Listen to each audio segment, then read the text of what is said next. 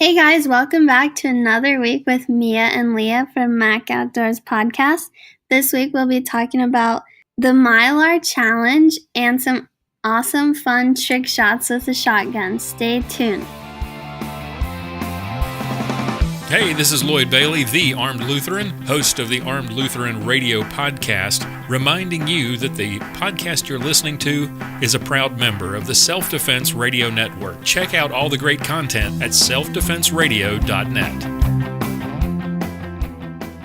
So Lea, before we get into the topics, I did want to follow up because we did have some people message and comment. Hey everybody, welcome to the Mac Outdoors Podcast, where a dynamic mother-daughter duo share their adventures, tips, and advice. I am Mia, and I'll be accompanied by the one and only daughter, Lea. It is time to get outdoors, hunt, shoot, and spend time with family and friends. Let's get this show on the road. Skeeters and spiders back to the underworld, and it was really HE double hockey sticks, but it was kind of funny. I actually liked that one because I guess we don't have that many bugs up here, but down south, I bet they are pretty excited to have cool temperatures. And another thing they mentioned was in the fall, they love hunting season, which that's what we said too. So that was pretty cool. And with hunting season, you brought up the Mylar challenge, and this is something that I didn't really know existed, but you had started this way back when you were just a little kid, and we found these Mylar balloons out in the woods, and we kind of had a contest of who could find one first. So tell us a little bit about the Mylar challenge. The Mylar challenge is basically picking up Mylar balloons that are found in the woods. This is from people letting go balloons for many different reasons, and they end up, floating high in the air and then landing up in the high country where the elk and deer and other animals are living. And so this year they have started a hashtag Mylar Challenge 2018. And this challenge is basically for everyone hunting or hiking, enjoying the outdoors. When you find a Mylar balloon, you take a picture of you and the balloon with it.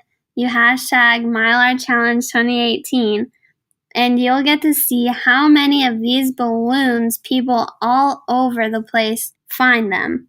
I started really picking them up. I was doing shed hunting videos, and I would always find them all over the place.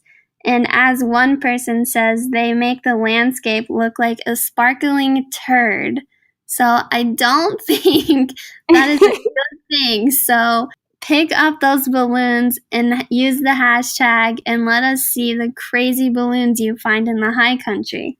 Yeah, and so the person who said that it makes it look like a sparkly turd, was that Al Quackenbush? Yes. Yeah, and so he's the one actually who initiated this Mylar challenge. And as I said, I didn't know that there was a thing that was called the Mylar challenge.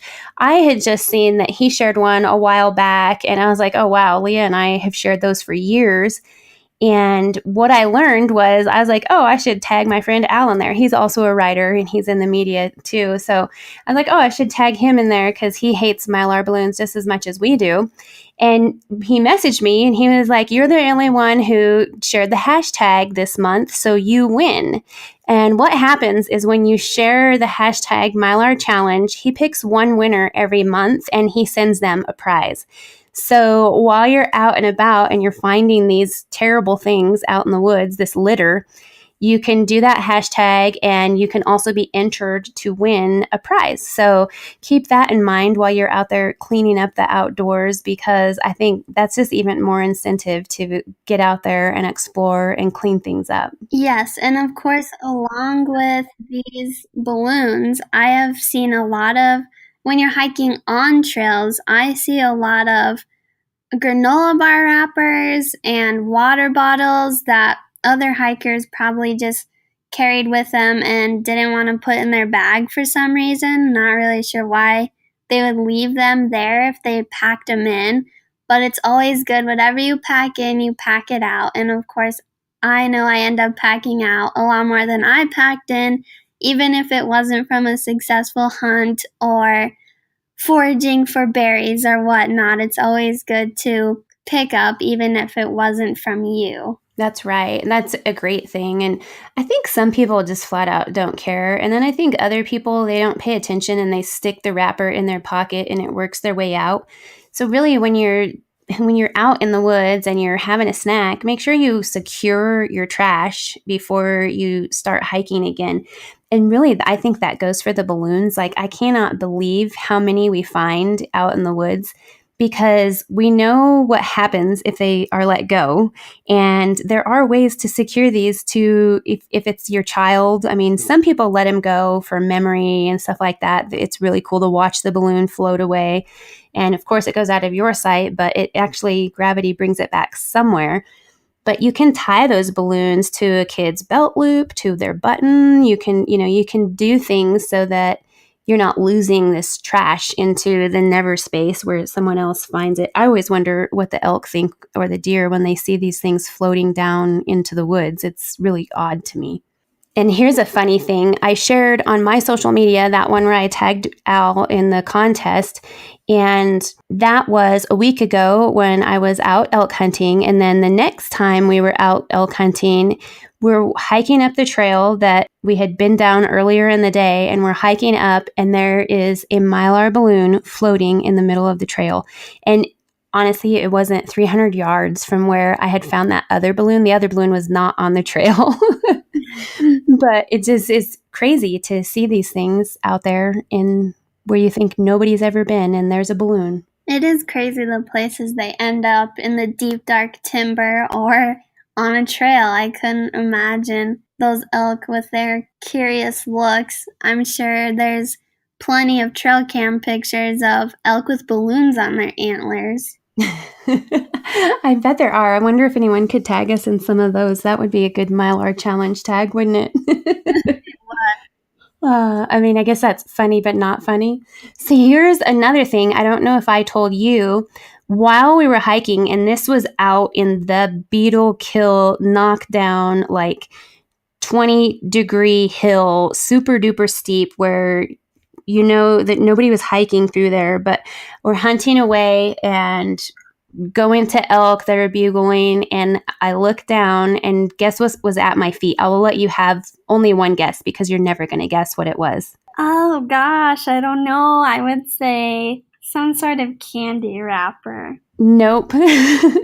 At my feet was one of those little stick flags that they give away like at the 4th of July. They're on the little tiny stick, and they're like 4 inches tall by maybe 6 inches wide. An American flag was laying there in the middle of the woods. That's really interesting. Yeah, in the middle of the down timber. So it wasn't as though somebody like was hiking and dropped it, or somebody rode by on their horse and dropped it. That evening, we kind of had our theories of how it got there. Hank thinks that maybe a crow had snagged it and dropped it. I was thinking maybe it was tied to one of those balloons and fell off. I don't know. There was no strings around it. It was just the stick with the flag stapled to it. And I actually picked it up and packed it. And it's now, when we set up our tent, it's hanging inside the tent. So we have an American flag in our tent now.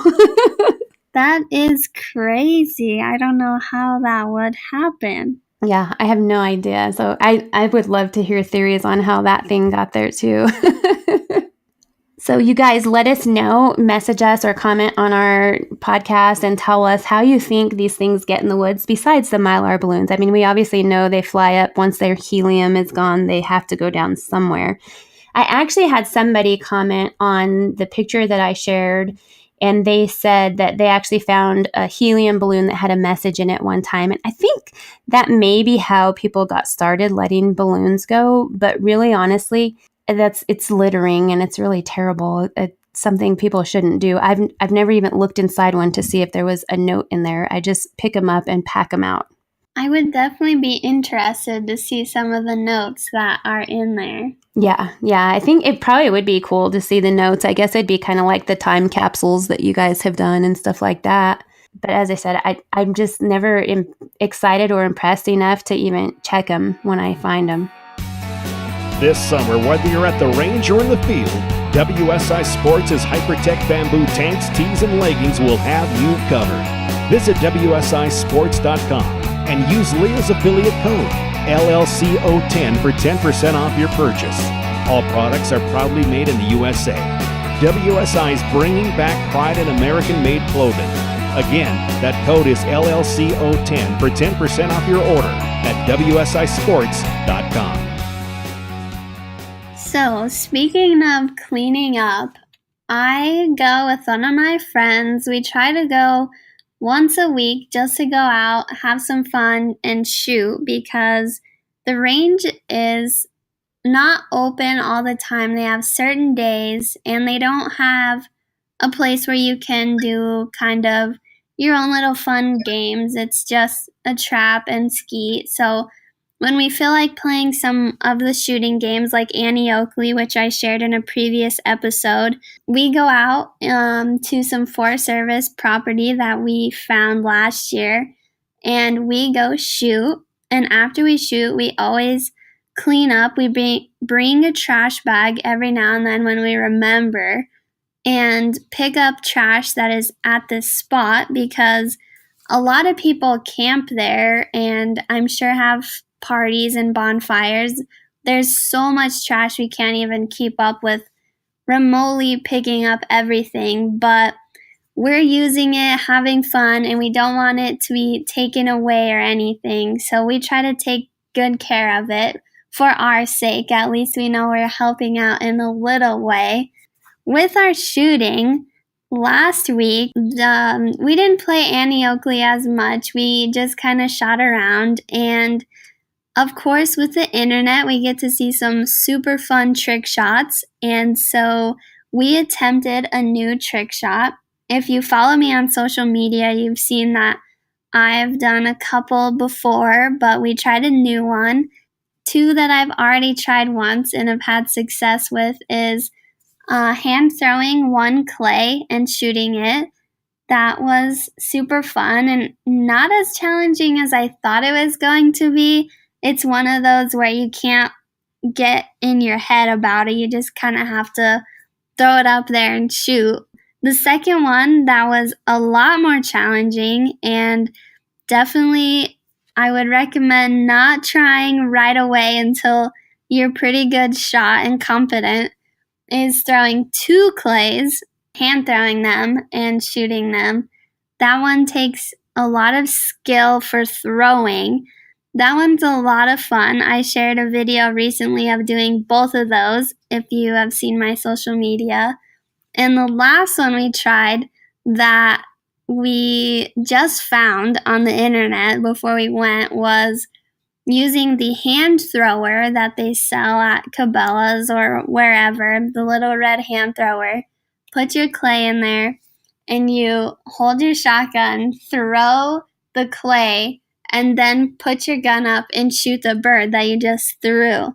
And it was so fun. I actually managed to hit the clay my first try, but it's definitely one of those shots where you have to be really good with the hand thrower before you try to launch one of those. So it was a lot of fun to try, and next time maybe I will find a new one, but as of right now, those are the only ones I can do. Since I shoot an over and under, I can only have 2 shots. Of course, with that one, it only took me 1 shot, so I can't add any more clays, but maybe I'll find something new to try. I thought that was a really cool trick and a really good video too. But as you said, you definitely have to practice throwing. So maybe practice throwing for somebody else first, and that way you can get good at throwing. I know some people are better at throwing than others. It's not as simple as throwing a softball. Yeah, it's a little more difficult. I think I would compare it to kind of throwing a frisbee. And I know some people aren't very good at that either. And I think my frisbee skills have gotten better since I started throwing clays. But yeah, it's definitely something you want to practice first. And one big thing is always be aware of how it throws, where the clay can go. I've heard a lot of stories of people getting hit with clays from the person throwing it with the hand thrower. So always be sure that you are releasing at a good time.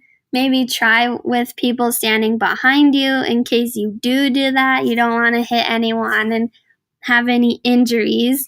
And that clay thrower, that's something that you definitely need to practice with as well, because there is a technique to using your wrist and tossing with that. And I'll put a link in the show notes for anybody who wants to see what those clay throwers look like. They actually, if you can't afford an automatic thrower or one of the mechanical throwers, then a hand thrower is really nice because you can really launch a clay with some practice. But to be able to throw the clay and manage your shotgun, you, as Lea mentioned, make sure you don't hit anybody with the clay while you're throwing it, but also remember to watch your muzzle direction and obey all the safety rules with your trigger and everything in the process. So as she said, make sure you are a good shooter first and practice a lot before you try the trick shots.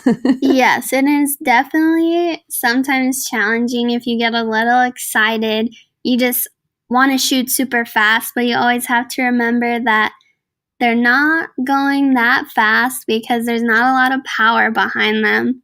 But it's always really good to be sure that you're safety conscious no matter what, that no one is next to you or in front of you, and to make sure you're throwing in a safe shooting direction, never towards any houses or your vehicle or anything like that.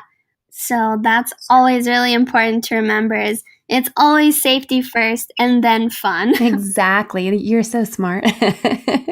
So Lea, are you going to end up putting that on your YouTube also, or is it on your Instagram? Where can people find your trick shots and where can they find your social media? So I am reworking my YouTube, so I hope that I will have more videos up there soon.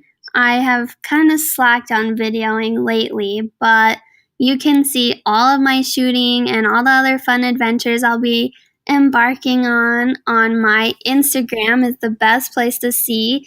It is Lea_Huntress. You can always leave comments or questions because I love helping and teaching people and giving any tips I can if you're an aspiring trick shooter or anything like I am. That's awesome. So we hope that you guys will check out Lea's social media. Go check out that video and tell us what you think. Or if you've already done the trick shot, tell us about your learning experience with it.